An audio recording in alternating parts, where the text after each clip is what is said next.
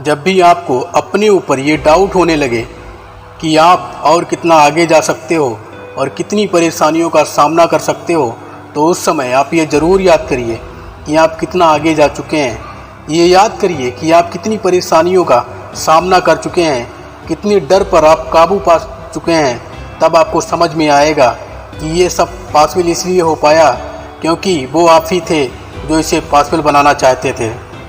किसी चीज़ को जानना और किसी चीज़ को समझना, इन दोनों में बहुत फ़र्क है, क्योंकि ऐसे बहुत से लोग हैं जो हमें जानते हैं, लेकिन ऐसे सिर्फ कुछ ही लोग हैं जो हमें समझते हैं। अगर हम अपने सपने को एक डेट के साथ लिखें तो वो एक गोल बन जाता है, और अगर उस गोल को हम छोटे छोटे स्टेप्स में बांट दें तो वह एक प्लान बन जाता है, और अगर हम उस प्लान को पूरा करने का प्रयास करेंगे तो हमारा सपना सच हो सकता है।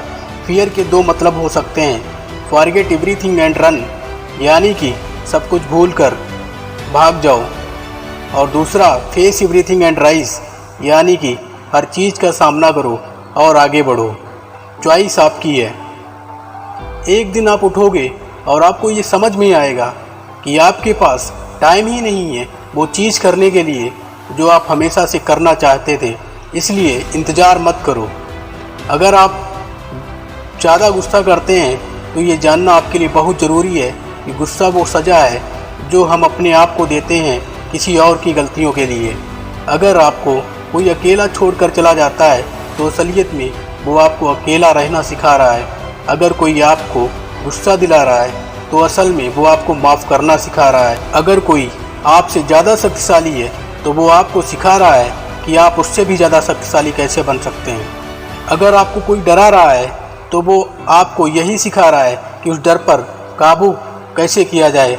अगर किसी पर आपका कंट्रोल नहीं है तो आपको वो यही सिखा रहा है कि इस दुनिया में हर चीज़ को कंट्रोल नहीं कर सकते हैं। दो चीज़ें आपको डिफ़ाइन करती हैं, आपका पेशेंस जब आपके पास कुछ नहीं होता है, और आपका एटीट्यूड जब आपके पास सब कुछ होता है। उन्हें माफ़ ज़रूर कर दो जिन्होंने तुम्हारे साथ गलत किया है, क्योंकि माफ़ करने का मतलब दूसरों पर एहसान करना नहीं है, बल्कि ये हमारे लिए फ़ायदेमंद है।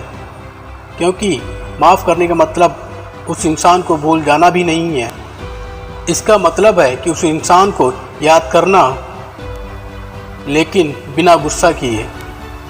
ये बात हमेशा याद रखना कि हर वो व्यक्ति जिसे आप चाहते हैं वो आपकी लाइफ में रुकेगा नहीं, और हर वो व्यक्ति जिसे आप भरोसा करते हैं वो भरोसेमंद नहीं है। क्योंकि कुछ ही लोग सिर्फ ये बताने के लिए होते हैं कि हमें क्या नहीं करना चाहिए।